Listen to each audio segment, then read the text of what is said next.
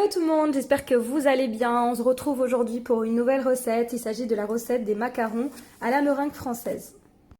Il existe déjà une vidéo sur ma chaîne YouTube. Bon, c'est au Thermomix. Aujourd'hui, je vous dévoile la recette dans un robot pâtissier beaucoup plus pro.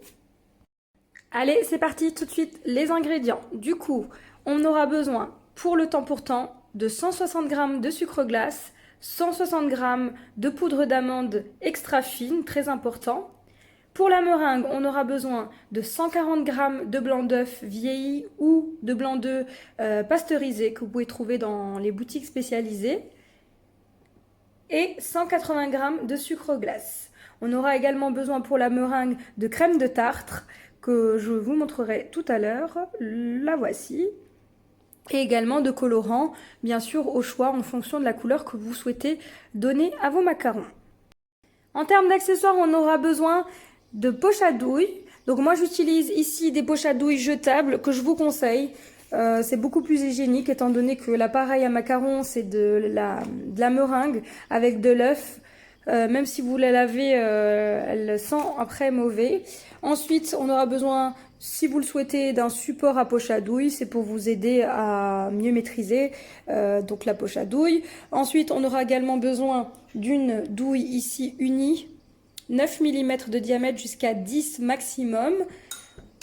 On aura également besoin pour la meringue de crème de tartre. C'est un agent fixant et levant pour la meringue, et également donc de colorants alimentaires et d'un tamis pour tamiser votre temps pour temps. C'est parti.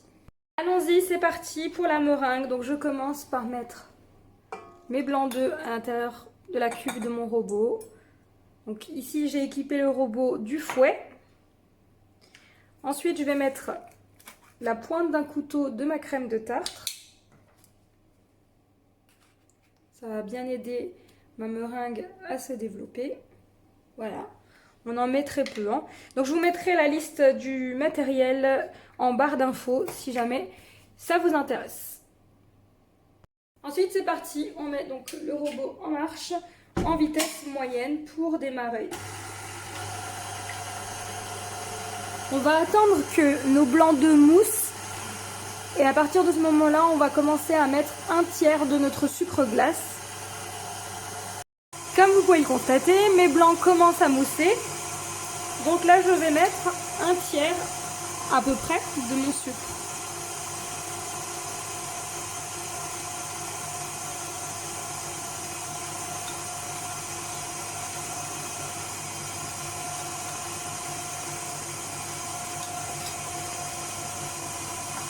Et je laisse donc ma meringue se former tranquillement. Donc on attend que les blancs montent en neige et ensuite on rajoutera le second tiers. Donc pendant que la meringue est en train de se former, on va tamiser notre temps pour temps. Donc le temps pour temps, c'est temps de poudre d'amande pour temps de sucre glace. Donc c'est important d'avoir à chaque fois les mêmes mesures. Donc comme je vous l'ai dit tout à l'heure, ici j'ai 160 g de poudre d'amande et ici 160 g de sucre glace. Donc petite technique, moi je tamise ça sur une feuille de papier cuisson. Comme ça on a de l'espace et en plus de ça, tout à l'heure ça sera plus facile de rajouter ce mélange à notre meringue.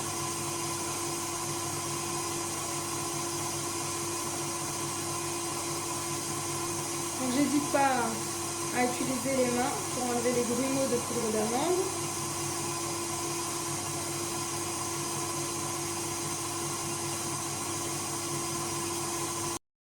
Je viens de terminer de tamiser ma poudre d'amande. Comme vous pouvez constater, il en reste très peu dans mon tamis. Donc là, il s'agit vraiment de gros morceaux d'amande qu'on ne peut pas mettre à l'intérieur de notre appareil. Sinon, on n'obtiendra pas de coque lisse. Et c'est pas ce qu'on souhaite. Mais c'est important de prendre de l'extra fine et une poudre d'amande de qualité si vous voulez réussir vos macarons. Voilà. Voilà, donc là, j'ai tamisé ma poudre d'amande. Je constate que mes blancs deviennent neige. Du coup, je vais rajouter le deuxième tiers de sucre.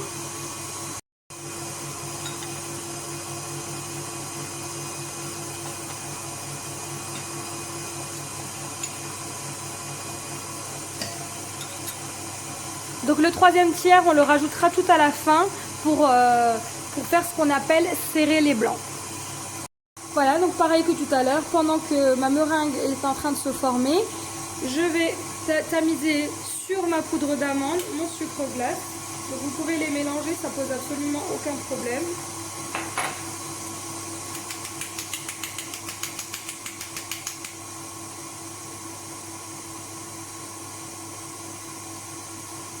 Donc si vous utilisez la main, ça va plus vite. Veillez à ce que vos mains soient bien propres et bien secs surtout, car les macarons ne supportent pas l'humidité.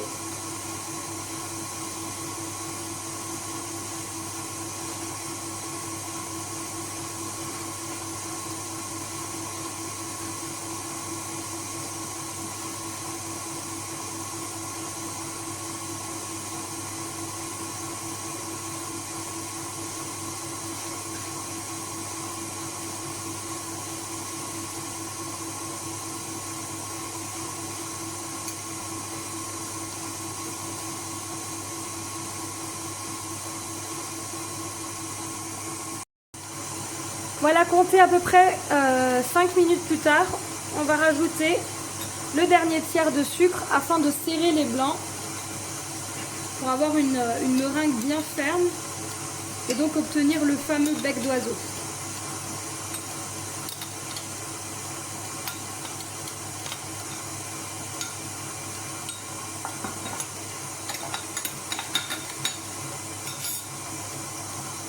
Voilà, ma meringue est à présent formée. Je vais vous montrer comment reconnaître donc une bonne meringue. Donc quand vous soulevez la cuve, hop, vous avez ce qu'on appelle le fameux bec d'oiseau. Donc hop, voilà. Voilà, on appelle ça donc le bec d'oiseau. Et on voit qu'on a une meringue bien ferme.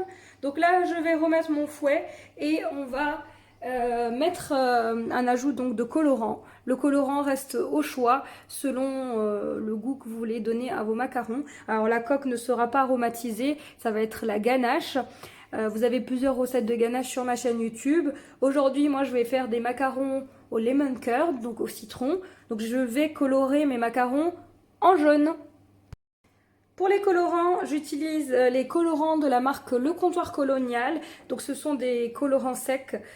Personnellement, c'est ce que je préfère dans les macarons. Ce sont vraiment les meilleurs colorants que j'ai pu tester dans ma vie. Voilà.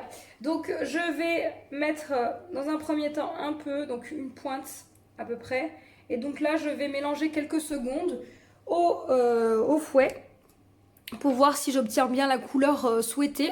Si jamais ce n'est pas la couleur souhaitée, vous pouvez très bien rajouter au fur et à mesure du colorant. Alors attention à ne pas en mettre trop au départ, car malheureusement vous ne pourrez pas modifier la couleur. Il vaut mieux en mettre peu et pouvoir en rajouter au fur et à mesure plutôt que trop, et malheureusement ce n'est pas rattrapable. Voilà. Tout de même, veillez à ne pas trop fouetter votre meringue qui risquerait de retomber. Donc c'est parti, je refouette quelques secondes. Vous allez voir, ça va colorer très rapidement. À vitesse moyenne.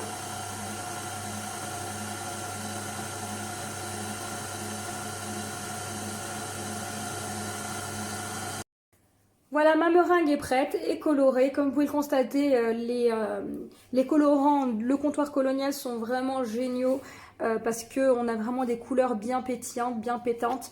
Donc on va pouvoir passer à la suite. Pour la suite, on va passer donc au macaronnage. Donc dans un premier temps, on va intégrer notre temps pour temps à notre meringue. Donc on va le faire en 3 temps. Donc c'est pour ça que j'aime beaucoup faire ça directement dans une feuille de papier cuisson. Je trouve que c'est plus simple. Voilà, je vais verser un tiers de mon mélange. À peu près, hein. Hop, je redépose ma feuille. Et là, donc, j'intègre ce mélange à ma meringue.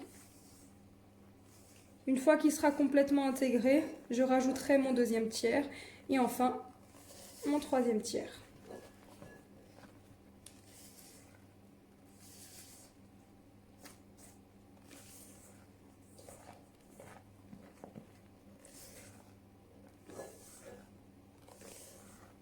Voilà. Donc là, j'intègre mon deuxième tiers.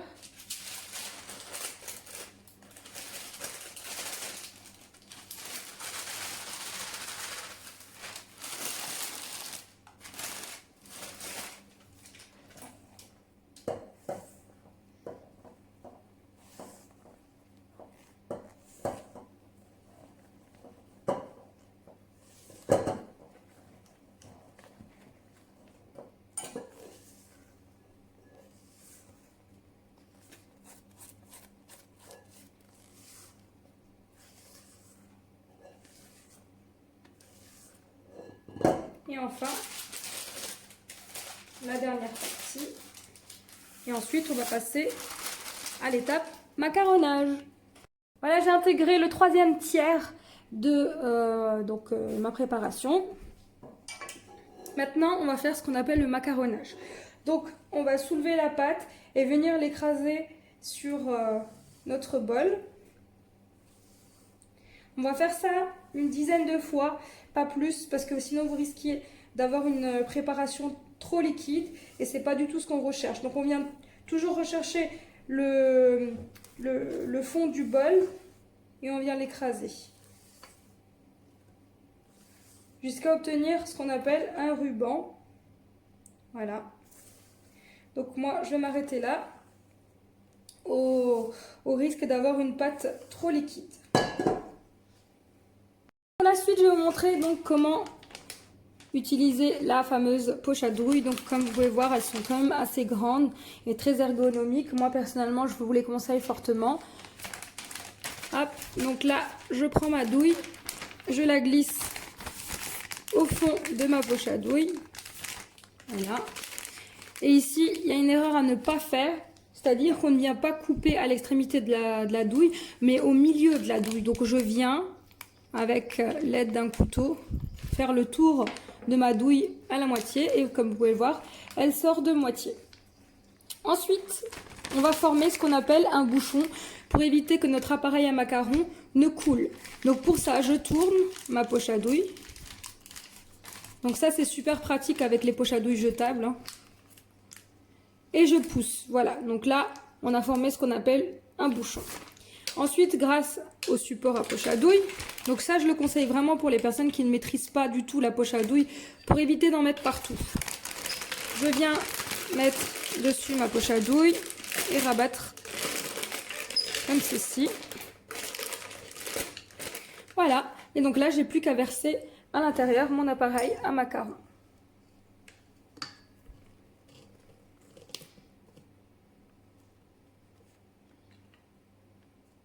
Donc je peux y mettre pour le moment la moitié.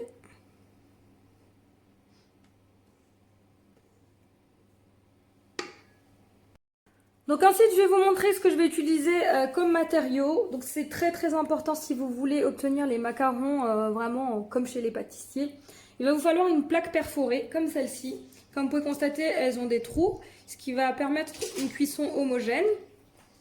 Ensuite, pour vous aider, on a ce qu'on appelle l'étoile macaron, voilà, de chez Guy de Marle. Donc vous allez avoir les empreintes pour avoir des macarons bien réguliers. Donc je vais venir déposer ce tapis sur ma plaque. Et ça, c'est le combo parfait pour les macarons. Maintenant, je vais essayer du mieux que je peux de vous montrer comment abaisser les macarons. Donc je prends ma poche à douille.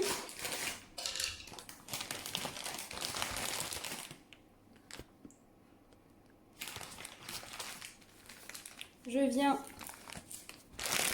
tourner afin de concentrer le liquide à l'intérieur de ma poche à douille.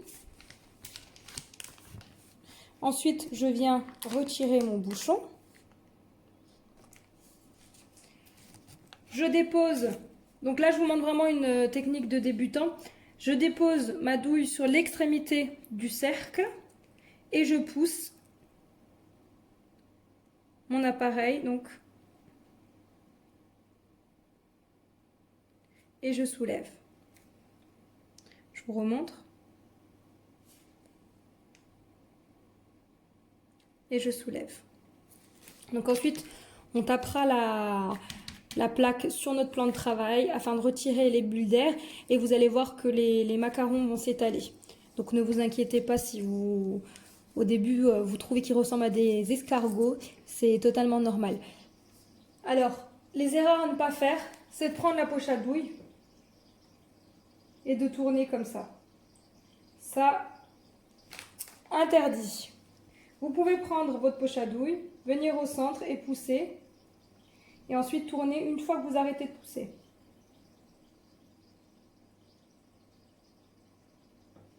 Voilà, donc là je vais faire ça sur l'ensemble de ma plaque. Et je vous retrouve tout à l'heure pour la partie cuisson. Maman. Donc quand vous réalisez une plaque, on va la soulever à 20 cm du plan de travail et la relâcher. Et on va faire ça 3 fois de suite.